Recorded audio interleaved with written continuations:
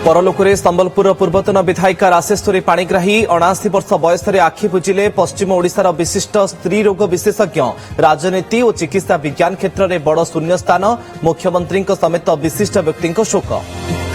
कालिठू कंपिब विधानसभा सरगरम रहिब budget अधिवेशन सरकार को घेरिबाकू दलीय बैठक में विरोधी रणनीति काउंटर पर शासक दल भी तैयार सर्वदलीय बैठक डाकी सहयोग लोड़िले बाचस्पति।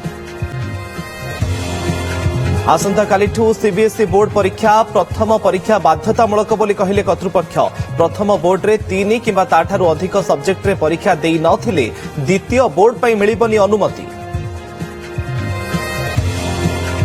प्रकाश पाइला जेईई मेन 2026 रो सेशन 1 रिजल्ट ओडिशा टॉपर हेले भवेश पात्र एंट्रांस देइथिले 113 लाख रु अधिक छात्र छात्री 100% रे 12 जण परीक्षार्थी उत्तीर्ण।